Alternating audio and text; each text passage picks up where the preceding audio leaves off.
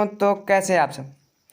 आज हम बात करने वाले हैं क्लास 10th के हिंदी के पाठ्य पुस्तक के काव्य खंड में जो रचित है स्वदेशी प्रेमघन के द्वारा उस चैप्टर के क्वेश्चन आंसर के बारे में। इसका हम एक्सप्लेनेशन वीडियो दे दिए हैं। अगर आप चैनल पर नए हैं तो जा करके देख सकते हैं, और चैनल पर नए हैं तो चैनल को सब्सक्राइब भी कर लें। अब चलते हैं आगे वीडियो में।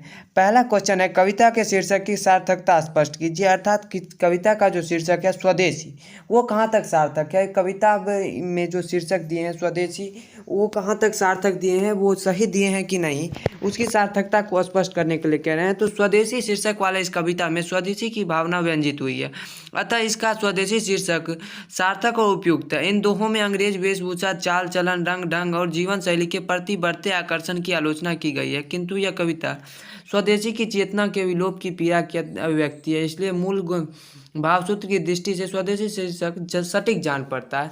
अब यहाँ पे देखिए क्या कह रहे हैं, जो इस कविता में जो है वो स्वदेशी जो भी वस्तुएं हैं उनकी क्या हो रही हैं, वो खत्म होते जा रहा है बाजार से। वो स्वदेशी जो भी चाल डाल, रंग रूप, रीति रिवाज जो भी है मनुष्य के शरीर से खत्म होते जा रहे हैं, मनुष्य से खत्म होते जा रहे हैं। सब विदेशी वस्तुओं को अपनाने में पड़े हैं। विदेशी रीति रिवाज, विधि, कानून, पढ़ाई, सब कुछ क्या है तो विदेशी हो रहा है। तो इसी के लिए इन्होंने क्या रखा है, स्वदेशी लिख रखा है, और ये स्वदेशी शीर्षक जो है वो सटीक जान पड़ता है। अब चलते हैं क्वेश्चन नंबर 2 की तरफ। क्वेश्चन नंबर 2 है, कवि को बात में भारतीयता क्यों नहीं दिखाई पड़ती है। कवि को लोगों के प्रयोजन और उपयोग में केवल विदेशी वस्तु ही दिखाई पड़ती है, यहाँ तक कि लोगों की गति अर्थात स्वभाव, रीति अर्थात लगाव या अनुराग और रीति अर्थात जीवन शैली में विदेशीपन का ही बोलबाला दिखाई पड़ता है। इसलिए कवि को लगता है कि भारत में अब भारतीयता विदेशी आवरण से ढक गई है, अब दिखाई ही नहीं पड़ता। अब कवि कह रहे हैं जो भारत में भारतीयता क्यों नहीं दिखाई पड़ती है, तो भारत में भारतीयता क्यों नहीं दिखाई पड़ती है, क्योंकि सारे कुछ जो है जीवन शैली अब विदेशी वस्तुओं से ढक गए हैं। जो भी हम उपयोग करते हैं उसमें आप देखते होंगे आधे से ज़्यादा वस्तुएं क्या होती है, विदेशी होती है, और हमारे उपयोग की सारी वस्तुएं विदेशी वस्तुएं सस्ती होती गई, जिसके और क्वालिटी जो है वो भारतीय वस्तुओं से थोड़ा अच्छा देते गए कम रुपयों में, जिसके कारण भारतीय वस्तुएं हम छोड़ते चले गए। और ये कारण, इसके पीछे कारण जनता का भी है और साथ ही साथ कंपनियों का और सरकार का भी है, जिसके कारण क्या होते गए, हम विदेशी वस्तुओं को अपनाते गए और स्वदेशी वस्तुओं को, अपनी वस्तुओं को छोड़ते चले गए। क्वेश्चन नंबर 3 है, कवि समाज के किस वर्ग की आलोचना करता है और क्यों। कवि समाज के किस वर्ग की आलोचना करते हैं, तो कवि समाज में शिक्षित मध्यम वर्ग की आलोचना करते हैं।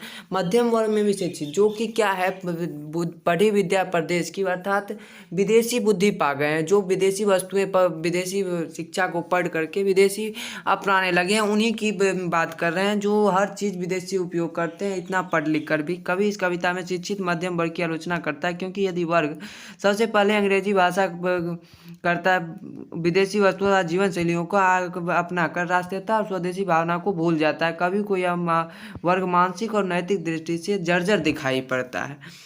चलिए अब क्वेश्चन नंबर 4 देखते हैं, कवि नगर बाजार और अर्थव्यवस्था पर क्या टिप्पणी करता है। तो यहाँ पर देखिएगा, कवि कहते हैं क्या, नगर बाजार और अर्थव्यवस्था पर, जो भारत में जो भी है वो सब क्या हो चुका है, बाजारों पर विदेशी अंग्रेजी वस्तुओं का अधिकार हो चुका है। पूरे बाजार जो है उस पर अंग्रेजी का वर्चस्व हो चुका है, अंग्रेजी वस्तुओं ने बाजार को छेक लिया है, ढक लिया है। तो यहाँ पे कवि कहते हैं कि नगर और बाजार पर अंग्रेजी वस्तुओं का वर्चस्व है, बाजार अंग्रेजी वस्तुओं से लदे हैं पड़े हैं, विदेशी वस्तुओं ने उस पर अपना आधिपत्य जमा लिया। इस टिप्पणी से कवि की बाजार में अर्थव्यवस्था के बारे में यथार्थवादी समझ का पता लगता है। अब क्वेश्चन नंबर 5 है, नेताओं के बारे में कवि की क्या राय है। नेताओं के बारे में कवि की क्या राय थी, तो हमने बताया था वहाँ पे जब पढ़ा रहे थे। जो नेताओं के बारे में कवि क्या सोचते हैं, जो नेताओं के बारे में कहते हैं, जो जिससे अपना ढीला ढाला धोती नहीं संभाल सकता, अर्थात जो अपने आप को नहीं संभाल सकता है, वो क्या कर रहा है, देश को संभाल रहा है। यही कारण है कि आज क्या हो चुका है, हर जगह अंग्रेजी वेशभूषा, चाल चलन और जीवन शैली को अपनाया जा रहा है, जिस पर क्या कर रहे हैं, जनता उस पर विश्वास कर लेती है, वो जो भी कहता है नेता। इसी पर कहते हैं, नेताओं के बारे में कवि कहते हैं कि नेता अपने शरीर वो व्यक्तित्व को भी संभाल कर नहीं रख सकता, तो वह इतने बड़े देश को कैसे संभाल सकेगा। उनकी अंग्रेजी वेशभूषा, चाल चलन और जीवन शैली को देखकर साधारण जनता उस पर कैसे विश्वास कर सकते हैं। उनके सोच और जीवन शैली का जब स्वदेशी नहीं है तो वह कैसे राष्ट्र के हित के लिए सोच सकता है। अब क्वेश्चन नंबर 6 है, कवि ने डफाली किसे और क्यों कहा है।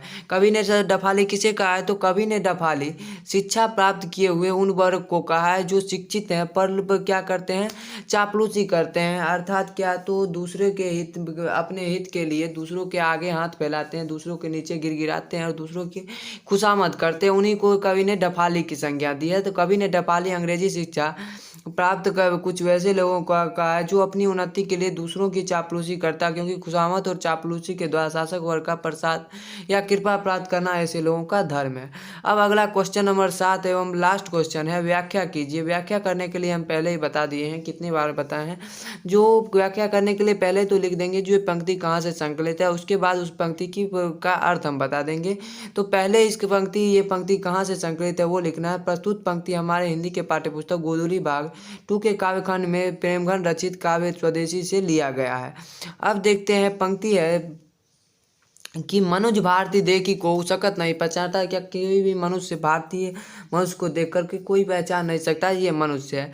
तो इसका अर्थ देखते हैं। तो प्रस्तुत पंक्ति के माध्यम से कवि कहना चाहते हैं कि आज भारत के नागरिक विदेशी वेशभूषा एवं संस्कृति में इतना लीन हो गया कि भारतीय मनुष्य को देखकर कोई नहीं पहचान सकता कि यह भारतीय नागरिक है।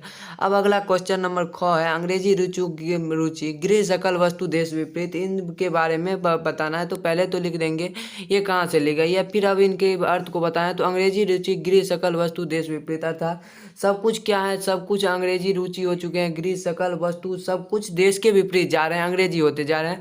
तो इस पंक्ति में कवि कहना चाहते हैं कि अंग्रेजी वस्तु में रुचि बढ़ जाने से हमारे घर में सभी वस्तुएं विदेशी दिखाई पड़ने लगी है जो भारतीय संस्कृति के विपरीत है। चलिए अब यहाँ पे क्या होता है, क्वेश्चन आंसर खत्म होता है।